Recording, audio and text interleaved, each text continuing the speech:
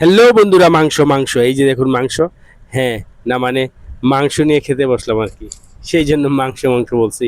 এই যে আমাদের ফ্যামিলিতে সর্বসাকুল্যে তিনজন মানুষ, আমরা তিনজনই এখানে বসে পড়লাম খেতে।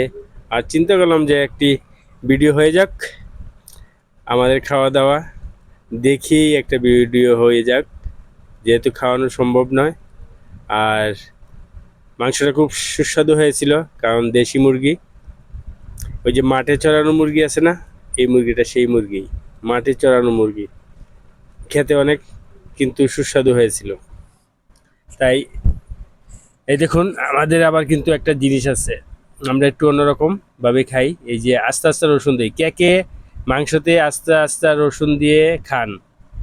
এমনি তো বাটা রসুন তো দেই হয়, কিন্তু তারপরও মাংসের মধ্যে এই গোটা রসুনগুলো দিয়ে দেওয়া হয় এবং পাতি নিয়ে আমরা টিপা খাই। এটা কে কে করেন? আমার কিন্তু খেতে বেশ ভালোই লাগে। এই যে গোটা রসুনগুলো, এই যে রসুন, এইটার একটা এটা চায়না রসুন। দেশি রসুনটা হলে সবচেয়ে সুন্দরভাবে বের হয়, এবার টিপ দিলে একদম সবগুলো ভিতর থেকে একদম চুপসে বের হয়ে আসে, এবং সেটা দিয়ে মাখায় খাইতে অনেক কিন্তু সুস্বাদু। কে কে কার কার অভিজ্ঞতা আছে এই ব্যাপারটা, এবং কে কে এইভাবে খান, অবশ্যই কমেন্ট বক্সে কমেন্ট করে জানাবেন। এই দেখুন, এইভাবে এই চায়না রসুন বিদায় এভাবে বিক্ষিপ্তভাবে বের হয়েছে, বাট দেশি রসুন হলে কিন্তু একসাথে বের হইতো।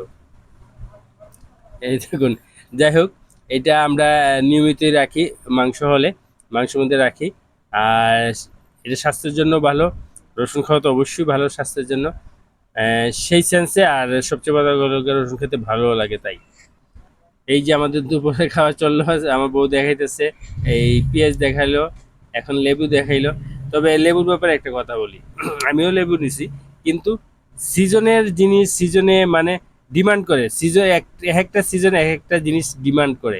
গরমের দিনে যেরকম লেবু, আমার আমার বিবেচনায় বলতেছি, গরমের দিনে যেমন লেবুটায় অনেক স্বাদ বাড়িয়ে তোলে, তদ্রুপ শীতের দিনে কিন্তু লেবু কষলে মানে আমার কাছে খুব খারাপ লাগে, ভালো লাগে না। কিন্তু নিছিলাম, তারপর আর মানে একবার চিপে আর নেই নাই, কারণ লেবুটা ভালো লাগে নাই। শীত আমাদের এখানে তো এসেই গেছে, মানে শীতের দিনে আসলেই লেবুটা খেতে ভালো লাগে না, বাট গরমের দিনে লেবু না হলে চলে না, এমন অবস্থা তৈরি হয়।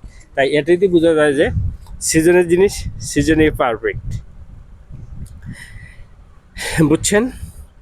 তাই কোনো পূর্ব প্রস্তুতি ছাড়াই তো ভিডিও করতে চলে আসলাম, আর বয়সটাও দিলাম এখন, মানে সেই জন্য হয়তো এলোমেলো হয়ে যাবে। তবে যেহেতু ফেসবুক নিয়ে কাজ করি, ফেসবুক নিয়েই আমরা চলবো, একসাথে থাকবো, যখন খুশি যেখানে সুযোগ পাবো সেখানে ভিডিও তৈরি করবো। তা